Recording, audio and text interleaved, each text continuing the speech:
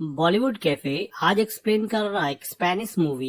इस मूवी में बाप और बेटे को एक ही लेडी से प्यार हो जाता है और इस प्यार के चक्कर में बेटा कुछ इस तरह से फंसता है जैसे आगे कुआ पीछे खाई, दोनों तरफ आफत आई। साइमन नाम का लड़का अपनी गर्लफ्रेंड के साथ अपने पेरेंट्स से दूर रहता है। साइमन और उसकी गर्लफ्रेंड फेबिन एक कार्टून आर्टिस्ट हैं और ये आर्टिस्ट नेचर की वजह से अपनी फैमिली से दूर रहते हैं क्योंकि इनकी फैमिली में सब के सब डॉक्टर्स हैं। आज साइमन के फादर का 60th बर्थडे है, इसलिए साइमन चाहता है कि वो अपनी गर्लफ्रेंड को अपने पेरेंट्स से मिलाए। इसलिए साइमन अपनी गर्लफ्रेंड फेबिन को लेके 6 महीने बाद में अपने पेरेंट्स से मिलने जा रहा है। अपने डैड के बर्थडे पर वो अपने डैड और मॉम से मिलता है और वो देखता है कि उसकी फैमिली के बहुत सारे मेंबर वहाँ पे आए हुए हैं, लेकिन साइमन की नजर एक लेडी पे जाती है जिसको वो पहचान नहीं पाता। थोड़ी देर बाद में जब उस लेडी को वो अपने फादर के साथ इन्वॉल्व देखता है तो वो पूछता है कि ये कौन है, तो उसको पता चलता है कि ये लेडी उसके डॉक्टर फादर की सेक्रेटरी है। दरअसल साइमन के डैड एक साइकेट्रिस्ट है और ये लेडी उनकी नई सेक्रेटरी है। साइमन के डैड की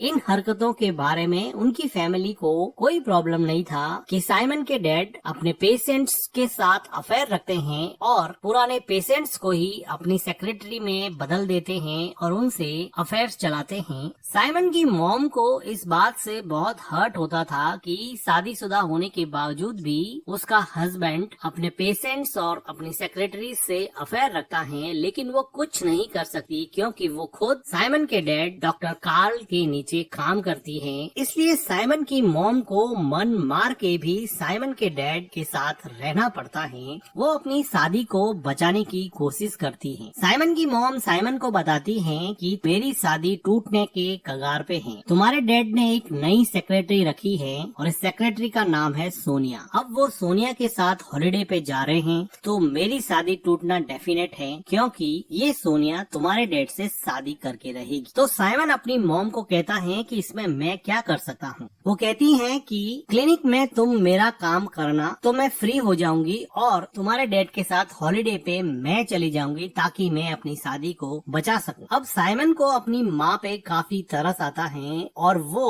अपने डैड के क्लिनिक में काम करने के लिए तैयार हो जाता है ताकि उसके मॉम डैड की शादी बच सके। अब साइमन के डैड बिना मन से ही सही लेकिन अपनी वाइफ को हॉलिडे पर ले जाने के लिए राजी हो जाते हैं और अपनी सेक्रेटरी सोनिया को साइमन के साथ काम करने के लिए कुछ दिन अकेला छोड़ देते हैं। इन दोनों के चले जाने के बाद में साइमन के डैड डॉक्टर कार्ल की सेक्रेटरी सोनिया साइमन को कहती है कि अगर तुम नहीं आए होते, अगर तुमने अपनी मदर का काम अपने हाथ में नहीं लिया होता तो तुम्हारे डैड के साथ मैं हॉलिडे पे जाती और हमारा रिलेशनशिप थोड़ा स्ट्रांग हो जाता। तुम हमारे बीच में क्यों कूद पड़े हो। इस बात पे साइमन कहता है कि तुम मेरे डैड की हरकतों को नहीं जानती हो क्या, उनके पास्ट रिलेशनशिप के बारे में तुम्हें पता नहीं है क्या, उनकी बहुत सारी गर्लफ्रेंड्स रह चुकी हैं और उनकी ये आदत है। सोनिया कुछ देर सोचती है और साइमन को घर के अंदर आके कहती है कि तुम्हें हमारे रिलेशनशिप के बारे में कुछ नहीं पता है, तुम्हारे फादर और मैं काफी गहरे रिलेशनशिप में हैं, तुम अपने आइडियाज अपने पास में ही रखो। साइमन को अब लगा कि सच में ही सोनिया उसके डैड से काफी क्लोज रिलेशनशिप में है और वो निराश होके वहाँ से चला जाता है। अगले दिन साइमन सोनिया को नीचे किसी से बातें करते हुए सुनता है और सोनिया कह रही है कि देखो तुम्हारी तो एक फैमिली है, तुम्हारे तो बच्चे भी हैं, मेरे पास कुछ नहीं है, मेरा टाइम वेस्ट मत करो। साइमन को पता था कि उसके डैड हॉलिडे पे जाने के बावजूद भी सोनिया से बातें कर रहे हैं। साइमन और सोनिया को यहाँ पर ये काम दिया गया था कि उसके डैड की जितनी भी वीडियो क्लिप्स, कैसेट्स जिसमें उसके इंटरव्यूज और लेक्चर्स थे, उन लेक्चर्स को टेक्स्ट फॉर्म में कन्वर्ट करना था, जो कि काफी बोरिंग काम था। लेक्चर को सुन के उनके टेक्स्ट लिखना साइमन के साथ साथ सोनिया को भी काफी बोरिंग लगता था। सोनिया इमोशनल होके साइमन को कहती है कि तुम्हारे डैड मुझे अपनी गर्लफ्रेंड मानते हैं, वो ओपनली मुझे प्यार का इजहार करते हैं और मुझे यहाँ पे अकेला छोड़ के तुम्हारी मॉम के साथ हॉलिडे पर चले गए हैं। और वो थोड़ा इमोशनल हो जाती हैं और रोने लगती हैं क्योंकि वो लाइफ में सेटल्ड नहीं थी, उसको भी एक फैमिली चाहिए थी जो वो साइमन के डैड के साथ हॉलिडे पर जाकर उससे शादी करके बनाने वाली वाली थी, लेकिन साइमन के आ जाने की वजह से अब उसका प्लान चौपट हो गया है। साइमन को भी लगा कि उसके डैड कर तो गलत ही रहे हैं, तो साइमन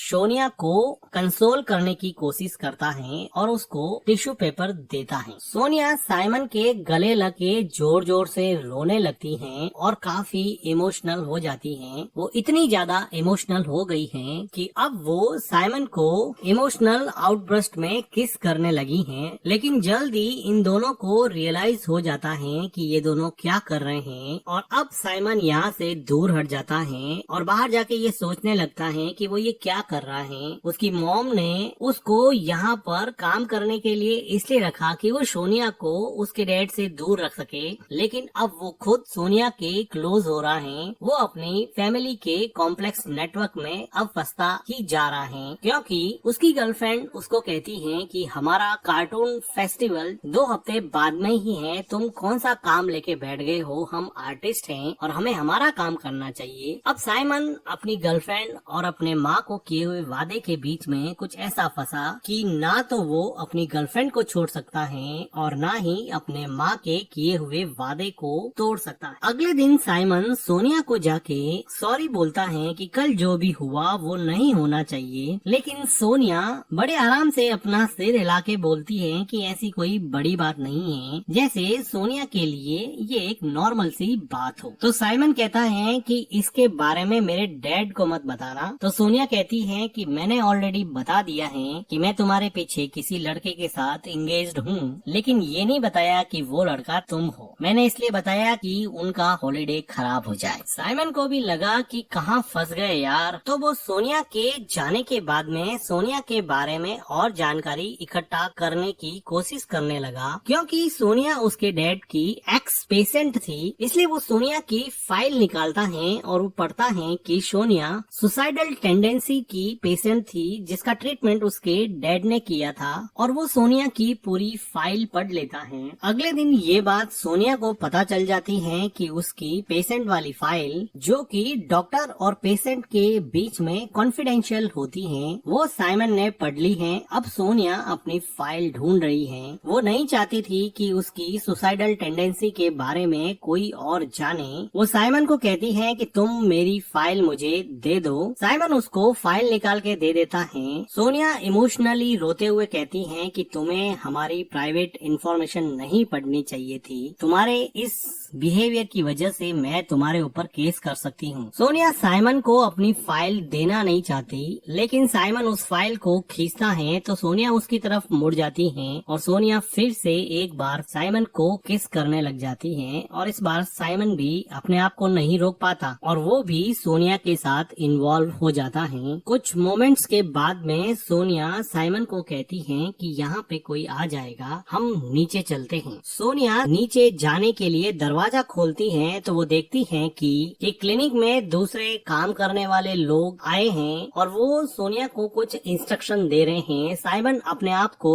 अंदर के रूम के दरवाजे के पीछे छुपा लेता है। इन लोगों के जाने के बाद में सोनिया और साइमन दोनों नीचे के रूम में चले जाते हैं। साइमन को समझ नहीं आ रहा कि वो क्या करे, वो जो कर रहा है वो सही है या गलत है। उसकी मॉम ने उसके डैड को सोनिया से दूर रखने के लिए ये सब करने को कहा था, लेकिन अब वो खुद सोनिया के अट्रैक्शन में ऐसा फंसा है कि वो चाहकर भी अब यहाँ से जा नहीं सकता। साइमन सोनिया के साथ थोड़ी देर बैठ के बाहर के कमरे में बात करना चाहता है, लेकिन सोनिया को कुछ ज्यादा ही जल्दबाजी थी। वो अंदर वाले रूम में जाके साइमन को अपनी तरफ अट्रैक्ट करती है और इन दोनों के बीच में एक पैशनेट लव मोमेंट बन जाता है। इंटीमेट होने के बाद में सोनिया साइमन को कहती है कि तुम्हें मैं घर छोड़ दूंगी, तुम मेरे साथ चलो। साइमन उसके साथ कार में जाता है और सोनिया उसको अपने घर के पास छोड़ देती है। सोनिया साइमन को कहती है कि कभी मेरे घर पर भी आओ। साइमन उसको किस करते हुए कहता है कि मैं जरूर टाइम निकाल के मैं तुम्हारे घर पे आऊंगा। फिर सोनिया वहाँ से चली जाती है। अब साइमन अपने घर की तरफ जा रहा है तो वो देखता है कि उसकी गर्लफ्रेंड उसके किसी फ्रेंड आर्टिस्ट के साथ बैठी है और शायद लंच के लिए आई हैं, वो उसको पूछता है कि तुम यहाँ पे क्या कर रही हो। तो वो कहती है कि मैं कॉमेडी फेस्टिवल की तैयारी कर रही हूँ, तुम तो अपने मॉम और डैड के काम में बिजी हो, मुझे किसी का तो साथ चाहिए ना। फिर भी साइमन की गर्लफ्रेंड फेबिन साइमन को किस करती है और वो कहती है कि तुम जल्दी से वापस काम पे लौट आओ। लेकिन साइमन को अब ऐसा लगने लगा कि उसकी गर्लफ्रेंड फेबिन का